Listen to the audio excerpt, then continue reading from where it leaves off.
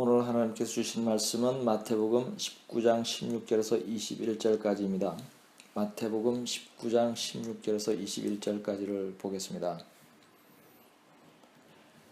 어떤 사람이 주께 와서 이르되 선생님이여 내가 무슨 선한 일을 하여야 영생을 얻으리이까? 예수께서 이르시되 어찌하여 선한 일을 내게 묻느냐? 선한 이는 오직 한 분이시니라. 네가 생명에 들어가려면 계명들을 지키라. 이르되 어느 계명이 오니까? 예수께서 이르시되 살인하지 말라, 간음하지 말라, 도둑질하지 말라, 거짓 증언하지 말라, 내 부모를 공경하라, 내 이웃을 내 자신과 같이 사랑하라 하신 것이니라. 그 청년이 이르되 이 모든 것을 내가 지켰사온데 아직도 무엇이 부족하니까? 예수께서 이르시되 내가 온전하고자 할진대 가서 내 소유를 팔아 가난한 자들에게 주라. 그리하면 하늘에서 보화가 내게 있으리라. 그리고 와서 나를 따르라 하시니. 아멘. 유대인들은 계명은 지키는데 예수를 믿지 않습니다. 크리스찬들은 예수는 믿는데 계명을 지키지 않습니다. 둘 다 영생을 얻지 못합니다. 본문 말씀은 분명하고도 직접적으로 영생을 얻으려면 계명을 지켜야 한다고 가르칩니다. 이 말씀은 주님께서 직접 하셨는데 비유로 말씀하지도 않았습니다. 그러므로 이해하기 어렵지 않습니다. 아이들도 쉽게 알 수 있습니다. 구원받기 위해서는, 천국을 가기 위해서는 계명을 지켜야 한다는 것입니다. 성경은 회개하고 예수를 믿으라고 합니다. 사도행전 2장 38절을 보겠습니다.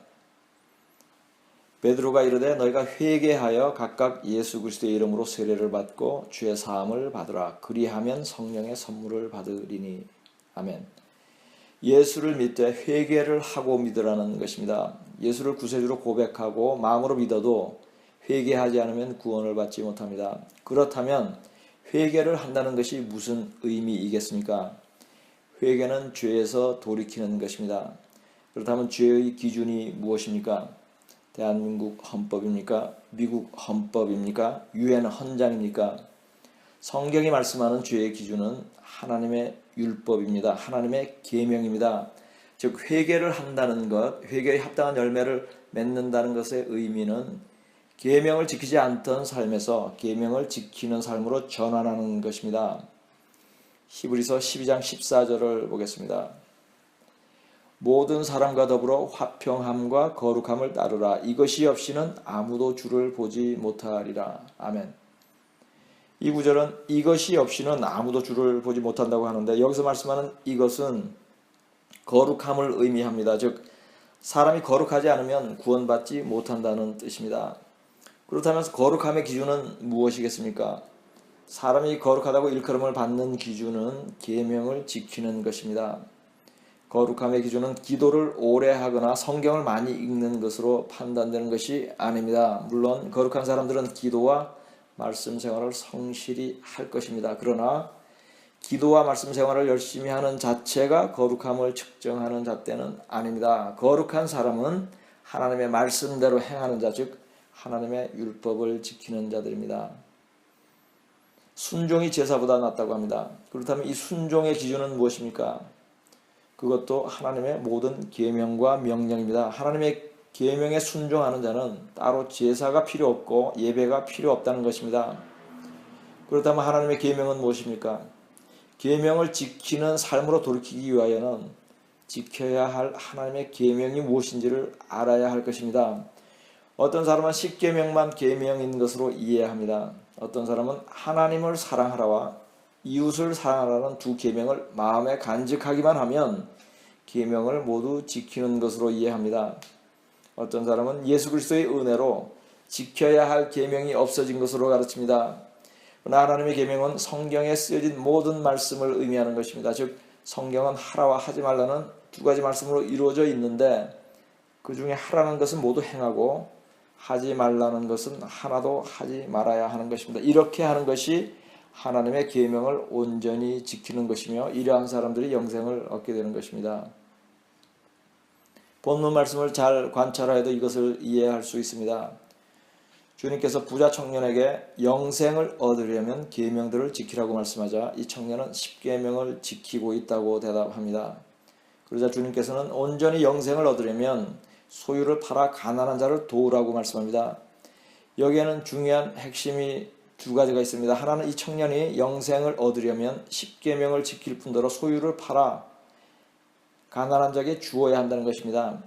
둘째로는 가난한 자를 힘써 도우라는 하나님의 말씀도 계명이고 율법이라는 것입니다.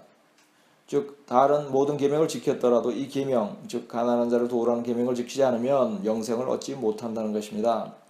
다시 말씀하면 본문에는 성경의 모든 말씀이 하나님의 계명이라는 진리가 숨어 있는 것입니다. 누가복음 3장 8절에서 11절까지를 보겠습니다. 그러므로 회개에 합당한 열매를 맺고 속으로 아브라함이 우리 조상이라 말하지 말라. 내가 너희에게 이르노니 하나님이 능히 이 돌들로도 아브라함의 자손이 되게 하시리라. 이미 도끼가 나무 뿌리에 놓였으니 좋은 열매 맺지 아니하는 나무마다 찍혀 불에 던져지리라. 무리가 물어 이르되 그러면 우리가 무엇을 하리이까? 대답하여 이르되 옷 두 벌 있는 자는 옷 없는 자에게 나누어 줄 것이요 먹을 것이 있는 자도 그렇게 할 것이니라 하고. 아멘. 세례 요한이 회개에 합당한 열매를 맺는 것에 대하여 가르칩니다.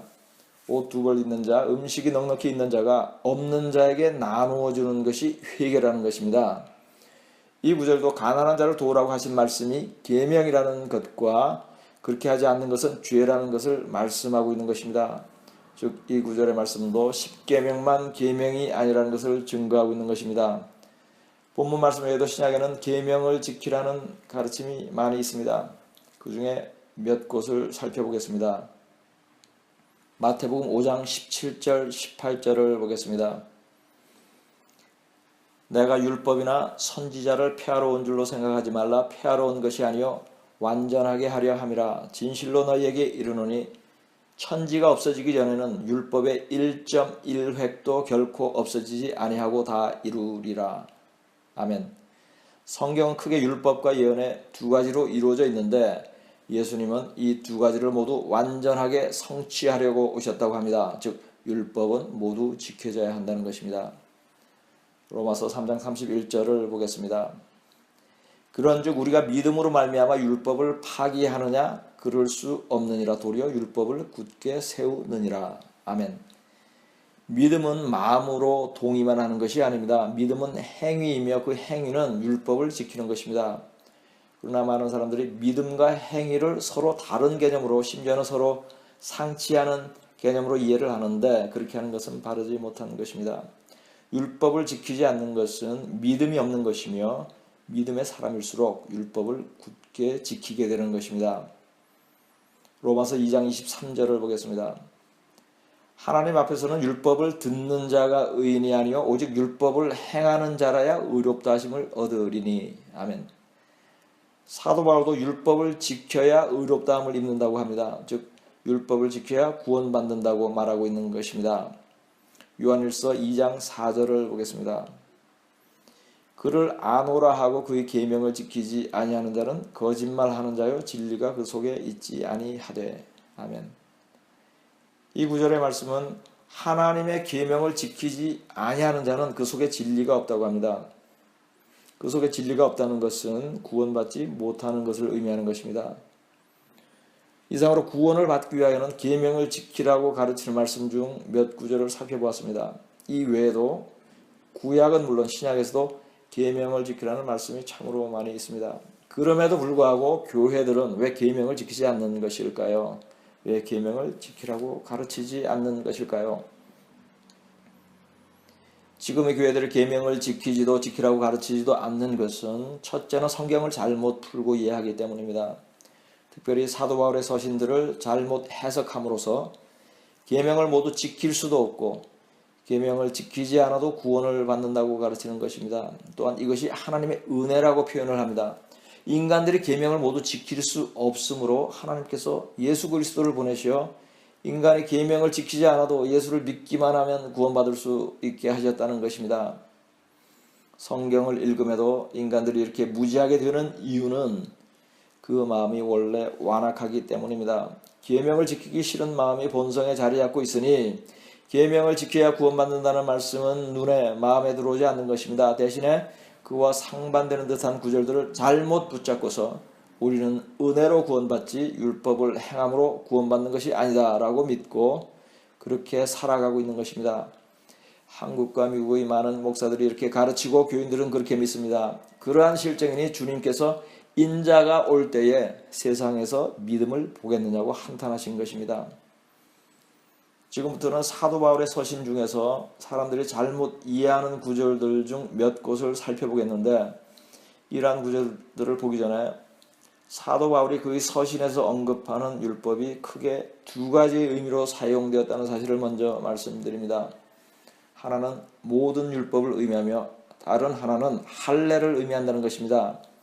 이 두 가지의 의미를 잘 구분하여 해석하지 않으면 성경을 잘못 풀게 되는 것입니다. 사도 바울의 서신 중에는 서로 모순되는 듯이 보이는 두 구절을 살펴보며 이것을 증명해 보고자 합니다.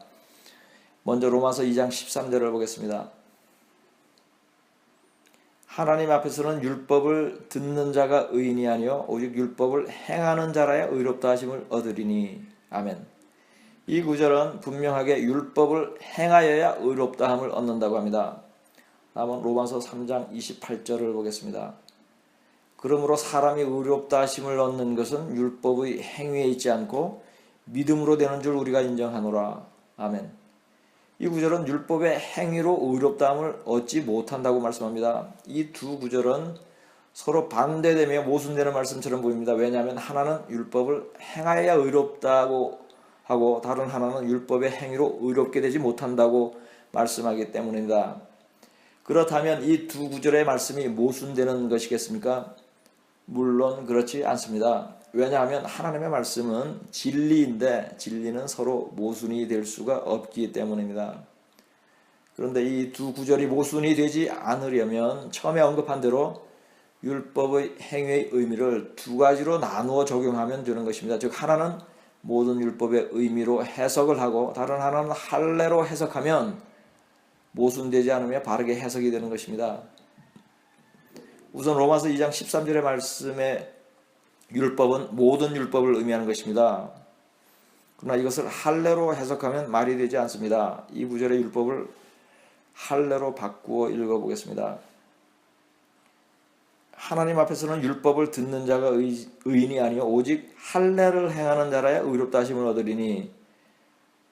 말이 되지 않죠. 말이 되지 않는다는 것을 단번에 알 수 있습니다. 왜냐하면 할례는 폐하여졌기 때문입니다. 그러므로 이 구절에서의 율법은 모든 율법을 의미하는 것이 맞습니다. 그렇다면 로마서 3장 28절에서 말하는 율법의 행위는 모든 율법이 아니라 할례를 의미한다는 것을 논리적으로 이해할 수 있는 것입니다. 로마서 3장 28절 중에 율법의 행위라는 단어를 할례로 바꾸어 읽어보겠습니다. 그러므로 사람이 의롭다 하심을 얻는 것은 할례에 있지 않고 믿음으로 되는 줄 우리가 인정하노라. 아멘.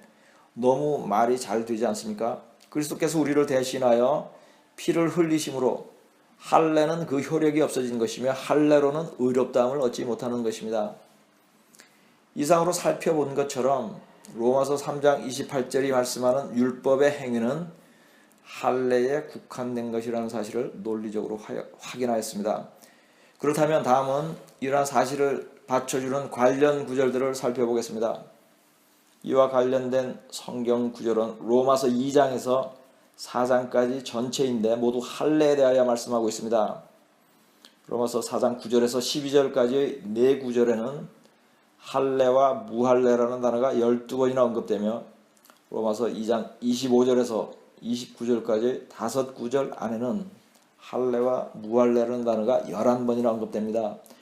즉 다시 말씀드리면 로마서 2장에서 4장까지는 바울이 할례에 대하여 집중적으로 다루고 있다는 것입니다. 그런 가운데 3장 28절 말씀도 언급된 것입니다.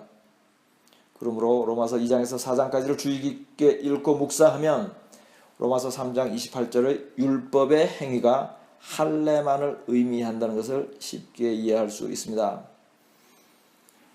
다음은 고린도전서 7장 19절을 보겠습니다. 할례 받는 것도 아무것도 아니요 할례 받지 아니하는 것도 아무것도 아니로되 오직 하나님의 계명을 지킬 따름이니라. 아멘. 바로 이것입니다. 이것이 사도 바울이 계명과 할례에 대하여 가르치는 내용의 핵심입니다. 할례는 받을 필요가 없지만 다른 계명들은 모두 지키라는 것입니다. 사도 바울도 분명하게 계명을 지키라고 가르치고 있습니다. 이처럼 바울의 서신을 읽을 때는 율법 또는 율법의 행위가 많은 경우에 할례에 국한되어 있음을 이해하여야 성경을 바르게 해석을 할 수 있는 것입니다. 특히 갈라디아서는 전체가 할례를 주제로 다루고 있습니다. 그러므로 갈라디아서에 언급된 율법도 많은 경우 할례를 의미하는 것입니다. 그렇다면 바울이 그의 서신에서 할례에 대하여 그렇게 많은 분량을 할애하여 언급한 이유가 무엇이겠습니까? 바울이 가르치고 복음을 전하던 때에 교회 안에 대표적인 잘못된 가르침이 하나 있었습니다. 그것은 예수를 믿어야 구원을 받는데 그럼에도 불구하고 할례도 함께 받아야 구원을 받는다는 가르침이었습니다. 바울은 이러한 잘못된 가르침과 피 흘리도록 싸웠습니다. 바울이 가르치는 것은 할례는 구원과는 상관이 없다는 것입니다. 유대인들이 전통으로 계속 할례를 받는 것이 잘못되었다고 하는 것은 아니었습니다. 할례는 받아도 되지만 그것이 구원과는 상관없다는 것이었습니다. 할례로 인해 구원받는다면 예수 그리스도의 피를 무효화하는 것입니다. 그러므로 바울은 이러한 거짓 가르침, 거짓 교사들과 싸운 것이며 그런 중에 쓰여진 대표적인 서신이 갈라디아서입니다. 그 외에 로마서나 에베소서 등의 서신에도 자주 할례에 대하여 언급하고 있으며 할례의 의미로 율법이라는 단어를 자주 사용하고 있습니다. 바울은 자신이 할례를 전하였다면 박해를 받지 않았을 것이라고 말합니다. 유대인들이 바울을 핍박한 이유 중에 가장 큰 것이 바로 할례 받지 않아도 구원받는다는 가르침이었습니다. 다른 많은 교사들은 이러한 핍박이 싫으므로 예수도 믿고 할례도 받으라고 가르친 것입니다.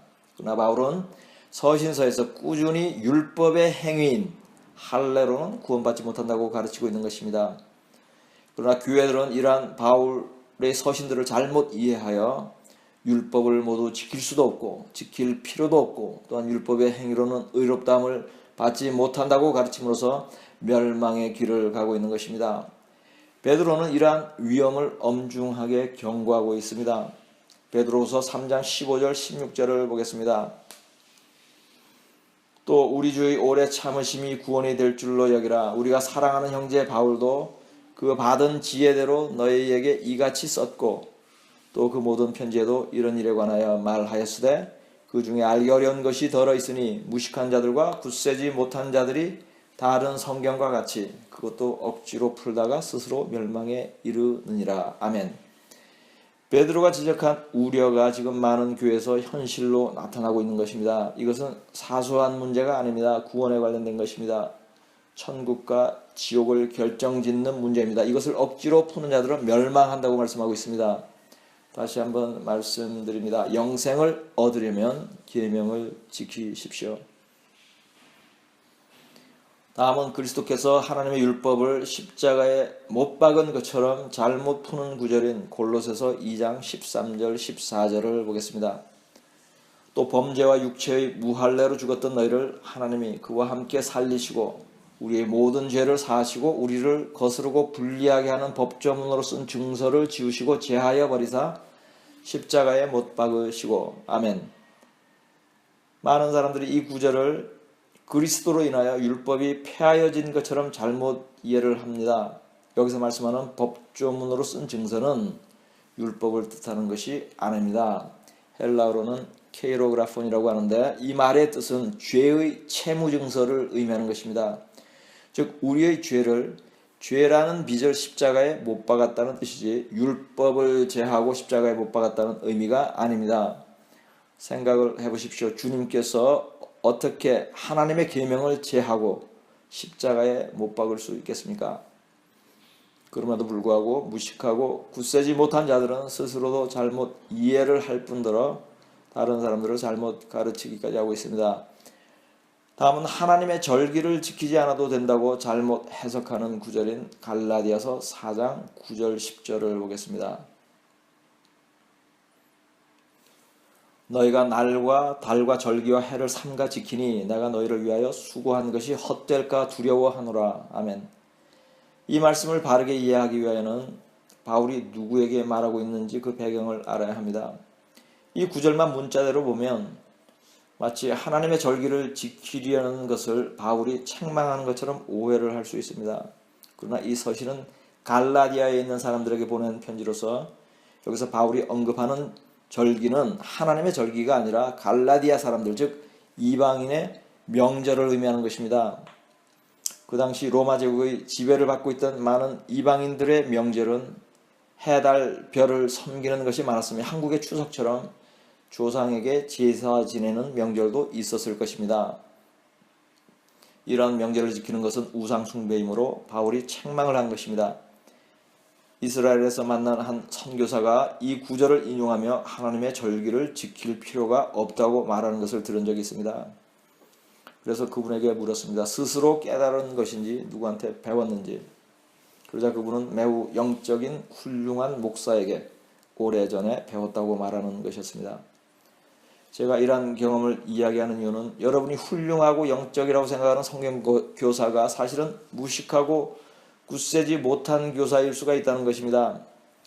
이들이 하나님의 절기를 지키는 것을 이처럼 잘못 해석하는 것은 이들이 절기에 대하여 공부하지 않았다는 증거입니다.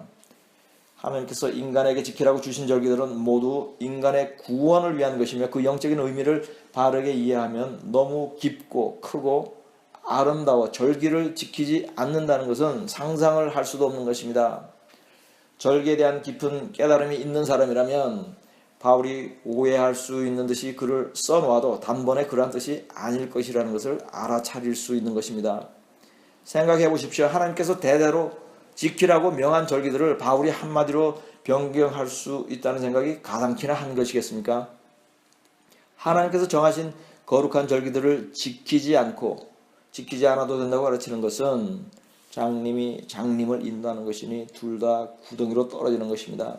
이것이 한국과 미국 교회들의 실정입니다. 다음은 안식일에 대하여 나누어 보겠습니다.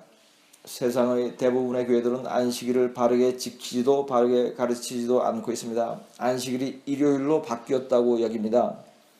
이렇게 만든 것은 로만 가톨릭의 미혹인 것을 모르고 1700년째 속고 있습니다. 안식일은 금요일 해진 후부터 토요일 해지기 전까지입니다. 그 외에도 하나님께서 정한 절기 가운데 지켜야 할 안식일들이 있습니다. 그러나 여기서 다루려는 것은 안식일이 언제인가에 대한 것은 아닙니다. 여기서 말씀드리려는 것은 안식일은 지키지 않아도 된다는 잘못된 믿음에 관한 것입니다. 예수께서는 안식일과 관련하여 바리새인들과 여러 차례 논쟁을 합니다.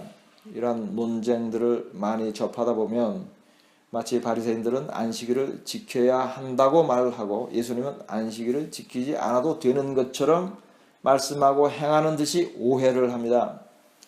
예수께서 안식일과 관련하여 바리새인들과 논쟁을 한 이유는 바리새인들은 안식일에 하여도 되는 일까지도 못하도록 전통을 만들어 사람들을 괴롭혔기 때문입니다. 예수께서는 그러한 잘못을 책망한 것입니다. 요한복음 5장 8절에서 10절까지를 보겠습니다. 예수께서 이르시되 일어나 네 자리를 들고 걸어가라 하시니 그 사람이 곧 나아서 자리를 들고 걸어가니라. 이날은 안식일이니 유대인들이 병 나은 사람에게 이르되 안식일인데 자리를 들고 가는 것이 옳지 아니하리라. 아멘. 이 말씀에서 보듯이 오랫동안 병들었던 자가 나음을 입어서 자리를 들고 집으로 가려는 것을 유대인들이 책망을 하고 있습니다. 유대인들은 앉았던 자리를 들고 가는 것도 일로 간주하는 것입니다. 예수께서는 이러한 유대인들의 잘못된 가르침과 위선을 경책하신 것입니다. 예수께서는 안식일을 범하여도 된다는 가르침을 한 적이 없습니다. 안식일에 일을 하지 않고 거룩하게 하는 것은 10계명의 네 번째 계명으로 살인하지 말라는 6째 계명보다 크고 지금도 반드시 지켜야 하는 중요한 계명입니다. 하나님께서는 안식일에 일하는 사람은 죽이라고 명하였습니다.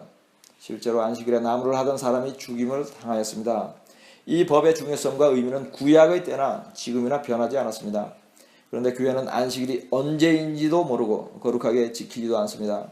이것도 다른 계명들처럼 주님께서 십자가에 못 박은 듯이 여기고 살아갑니다. 히브리서 4장 10절을 보겠습니다. 이미 그의 안식에 들어간 자는 하나님이 자기의 일을 쉬심과 같이 그도 자기의 일을 쉬느니라. 그러므로 우리가 저 안식에 들어가기를 힘쓸지니 이는 누구든지 저 순종하지 아니하는 본에 빠지지 않게 하려 함이라. 아멘. 이 말씀은 이 땅에서 바르게 안식하는 사람이 결국 천국의 영원한 안식으로 인도된다는 것을 의미하는 것입니다. 이미 그의 안식에 들어간 자는 구원받은 자를 뜻하는 것입니다. 즉 구원받은 자는 하나님께서 안식일에 쉬신 것처럼 안식일에 쉰다는 뜻입니다. 우상 숭배한 자들이 모두 광야에서 엎드러졌고 안식일을 더럽힌 이스라엘 사람들이 모두 멸망하였듯이 마지막 때 주님 오실 때가 임박한 지금 안식일을 더럽히는 자들이 들림받지 못할 것입니다. 이 설교를 들으시는 모든 분들은 안식일이 토요일인 것을 깨달으시고 그 날에는 일과 오락을 금하고 육체와 영혼을 안식하십시오. 그리고 불순종의 본에 빠지지 말고 하나님의 영원한 안식에 동참하게 되기를 지금 오고 계신 예수 그리스도의 이름으로 축복합니다. 다음은 하나님께서 먹지 말라고 금한 것에 대하여 살펴보겠습니다. 하나님께서는 레위기 11장을 통하여 인간들이 먹어도 되는 것과 먹지 말아야 할 것의 기준과 명단을 상세히 기록해 주셨습니다. 즉 하나님께서는 음식과 음식이 아닌 것을 법으로 정한 것입니다. 이것이 우리 인간들의 섭생과 관련한 하나님의 율법입니다. 이것을 지키지 않으면 가증한 것이라고 하셨습니다. 이것을 어기면 하나님의 성전인 인간의 육체를 더럽히는 것입니다. 그러나 교회는 이 계명을 지키지 않습니다. 교회들은 하나님께서 먹지 말라고 한 것들의 명단도 그리스도께서 십자가에 못 박은 듯이 행하고 가르치고 있습니다. 교회가 이렇게 된 것도 성경을 잘못 풀었기 때문입니다. 이들은 지혜와 지식이 부족할 뿐더러 식탐이 이들의 눈을 가리고 있기 때문에 더욱 깨닫지 못하는 것입니다. 하나님께서 먹지 말라고 금하신 것을 먹어도 된다고 잘못 푸는 성경 구절들 중 두 가지만 살펴보겠습니다. 사도행전 21장 25절을 보겠습니다. 주를 믿는 이방인에게는 우리가 우상의 제물과 피와 목매어 죽인 것과 음행을 피할 것을 결의하고 편지하였느니라. 아멘. 이 구절은 우상의 제물과 피와 목매어 죽인 것만 아니면 하나님께서 금한 것이라도 먹을 수 있다는 의미로 쓰여진 것이 아닙니다. 그러나 사람들은 이 말씀을 우상에게 바쳐지지 않고 피가 섞이지 않고 목매어 죽이지만 않았으면 어떤 것도 먹어도 된다고 해석을 하는 것입니다. 여기서 말하는 피와 목매어 죽인 것은 하나님께서 허락하신 음식에 하나여 말씀하는 것으로 이해를 하는 것이 바른 것입니다. 즉 양이나 소나 염소라도 우상에게 제사한 것과 피가 섞인 것과 목을 매달아 죽인 것은 먹지 말라는 의미인 것입니다. 생각을 해보십시오. 하나님께서 먹지 말라고 법으로 정한 것을 사도들이 결의를 하여 바꿀 수가 있다는 것입니까? 동성결혼을 합법화한 교단들이 있습니다. 교단이 동성결혼을 합법화하였다고 하나님께서 정한 불법이 합법화되는 것입니까? 지금 무슨 말을 하고 있는 것입니까? 다음은 사도행전 10장 12절에서 15절까지를 보겠습니다. 그 안에는 땅에 있는 각종 네 발 가진 짐승과 기는 것과 공중에 나는 것들이 있더라. 또 소리가 있을 때 베드로야 일어나 잡아먹으라 하거늘 베드로가 이르되 주여 그럴 수 없나이다. 속되고 깨끗하지 아니한 것을 내가 결코 먹지 아니하였나이다 한데 또 두 번째 소리가 있으되 하나님께서 깨끗하게 하시는 것을 내가 속되다 하지 말라 하더라. 아멘. 이 구절은 베드로가 본 환상인데 하나님께서 가증한 짐승들을 깨끗하게 하였다고 말씀합니다. 이 말씀은 이방인을 깨끗하지 않은 짐승으로 비유를 한 것입니다. 즉 베드로에게 이방인 고넬료를 만나도 된다는 의미로 더러운 짐승을 깨끗하게 하였다고 말씀하신 것이지 하나님께서 그만 가증한 짐승들을 실제로 먹어도 된다는 의미로 하신 말씀이 아닙니다. 문자대로 해석할 것과 비유로 해석할 것을 구분할 수 있어야 합니다. 하나님께서 오래전에 정하신 법을 베드로 개인에게 환상을 보여주며 폐할 수 있다고 생각할 수는 없는 것입니다. 이 외에도 먹는 것에 관하여 잘못 오해하는 구절들이 더 있는데 이러한 성경의 잘못된 해석들이 범람하는 이유는 근본적으로 하나님의 계명을 지키기 싫어하는 본성이 계속 미혹으로 빠지게 하기 때문입니다. 또한 이미 언급한 것처럼 바울의 서신을 잘못 풀어 하나님의 계명들을 가볍게 여기기 때문에 그런 것입니다. 하나님의 법은 창세 이래로 변하지 않았습니다. 중간에 없애버릴 율법을 레위기 11장 전체 46구절이나 할애하여 길게 적어 놓으셨겠습니까? 물에 살아 움직이는 것 중에 지느러미와 비늘이 없는 것, 그리고 돼지고기 등 하나님께서 금한 것들을 먹지 마십시오. 이러한 것들을 먹는 것은 가증한 일이며 하나님의 계명을 어기는 것입니다. 이상으로 성경을 잘못 풀어 하나님의 계명을 지키지 않는 몇 가지 중요한 것들과 그 이유에 대하여 나누었습니다. 이 외에 다른 많은 계명들도 사람들이 힘써 지키려 하지 않습니다. 쉬지 말고 기도하라는 계명, 말씀을 주야로 묵상하라는 계명, 가르치고 전도하라는 계명을 지키지 않습니다. 돈을 사랑하지 말라는 계명, 가난한 자를 힘써 도우라는 계명을 지키지 않습니다. 미워하지 말라는 계명, 마음으로 음란하지 말라는 계명도 지키지 않습니다. 이러고도 영생을 얻을 수 있겠습니까? 마태복음 5장 19절을 보겠습니다. 그러므로 누구든지 이 계명 중에 지극히 작은 것 하나라도 버리고 또 그같이 사람을 가르치는 자는 천국에서 지극히 작다 일컬음을 받을 것이요 누구든지 이를 행하며 가르치는 자는 천국에서 크다 일컬음을 받으리라. 아멘. 이 말씀의 핵심은 아주 작게 여겨지는 계명이라도 모두 지키라는 것입니다. 또 다른 하나의 핵심은 어떤 작은 계명은 지키지 않아도 천국은 간다는 것입니다. 즉 계명 중에는 너무 작아서 지키지 않아도 구원받는 것은 문제가 없는 그러한 계명도 있다는 것입니다. 저는 그러한 작은 계명이 무엇인지 알지 못합니다. 그러므로 가르치지 않습니다. 그러나 한 가지 분명한 것은 안식일과 절기와 먹는 것에 대한 계명은 작은 것이 아니라는 것입니다. 여러분이 작게 여겨서 또는 몰라서 지키지 않고 있는 이러한 계명들이 사소한 것이 아니라는 것입니다. 먹는 것에 대한 계명을 예를 들어 보겠습니다. 하나님께서 먹지 말라고 금한 것들은 모두 더러운 것들입니다. 더러움으로 먹지 말라는 것입니다. 조개나 게 같은 갑각류는 물속의 청소부입니다.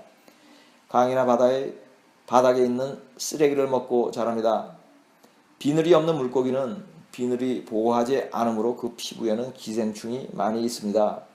뱀이나 쥐나 구더기가 더러운 것은 설명할 필요가 없으며 미꾸라지는 흙탕물에서 자라며 돼지도 가장 더러운 것을 먹고 더러운 환경에서 사는 동물입니다. 이처럼 더러움으로 먹지 말라는 것입니다. 사람의 몸은 하나님의 형상대로 만들어졌으며 성령이 거하는 곳입니다. 즉 인간의 육체는 하나님의 성전입니다. 이렇게 거룩한 육체를 더러운 것을 섭취하여 욕되게 하지 말라는 것입니다. 그러므로 먹을 것과 먹지 말 것을 계명으로 만들어 놓은 것입니다. 그렇다면 이것이 작은 법이겠습니까? 이 계명을 지키지 않는 것이 작은 죄이겠습니까? 하나님의 전을 더럽히는 것이 작은 일입니까? 음란죄도 육체를 더럽힘으로 다른 죄보다 더 중하다고 했습니다. 음란한 행위로 더럽히나 먹는 것으로 더럽히나 하나님의 전을 더럽히는 것은 마찬가지입니다. 인간이 최초로 범한 죄가 무엇입니까? 이 죄로 온 인류에게 죄가 들어오게 되었는데 이것이 어떤 종류의 죄입니까? 그 죄는 바로 먹지 말라고 한 것을 먹은 죄입니다. 먹지 말라고 한 것을 범하는 죄가 작지 않습니다. 다음은 하나님의 계명을 지키기가 어렵다고 잘못 가르치고 배우는 것에 대하여 말씀을 나누겠습니다. 얼마 전에 어떤 목사가 하나님의 계명을 인간이 모두 지키기 어려우므로 예수를 보내어 예수를 믿기만 하면 계명은 다 못 지켜도 구원받을 수 있게 하셨다고 말하는 것을 들었습니다. 이 목사는 한 번 구원은 영원한 구원이라고 잘못 믿는 사람이기도 합니다. 이 목사는 전형적인 바울의 서신을 잘못 풀어 망해가는 사람 중에 한 사람입니다. 성경은 분명하게 하나님의 계명을 지키는 것이 어렵지 않다고 말씀합니다. 신명기 30장 11절에서 14절까지를 보겠습니다. 내가 오늘 내게 명령한 이 명령은 네게 어려운 것도 아니요 먼 것도 아니라 하늘에 있는 것이 아니니 네가 이르기를 누가 우리를 위하여 하늘에 올라가 그의 명령을 우리에게로 가지고 와서 우리에게 들려 행하게 하랴 할 것이 아니요 이것이 바다 밖에 있는 것이 아니니 네가 이르기를 누가 우리를 위하여 바다를 건너가서 그의 명령을 우리에게로 가지고 와서 우리에게 들려 행하게 하려 할 것도 아니라 오직 그 말씀이 내게 매우 가까워서 내 입에 있으며 내 마음에 있은즉 내가 이를 행할 수 있느니라. 아멘. 이 구절은 하나님께서 지키라고 명령한 모든 말씀이 어렵지 않다고 합니다. 그러므로 모두 지켜 행할 수 있다는 것입니다. 그럼에도 불구하고 사람들은 계명을 모두 지키기 어렵다고 말하고 어떤 이들은 불가능하다고도 말합니다. 주께서 어렵지 않다고 한 것을 사람이 어렵다고 할 수 있습니까? 이렇게 말하는 사람은 하나님을 거짓말하는 이로 여기는 것입니다. 요한일서 5장 3절을 보겠습니다. 하나님을 사랑하는 것은 이것이니 우리가 그의 계명들을 지키는 것이라. 그의 계명들은 무거운 것이 아니로다. 아멘. 이 구절도 하나님의 계명을 지키는 것이 무겁지 않다고, 즉 부담 가는 어려운 일이 아니라고 말씀하고 있습니다.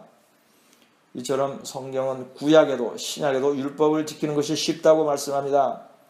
만민에게 성령이 부어지지 않았던 구약의 시대에도 계명을 지키는 것이 어렵지 않았다면 성령의 도움을 받을 수 있는 지금은 얼마나 더 계명을 지키는 것이 쉬워졌겠습니까?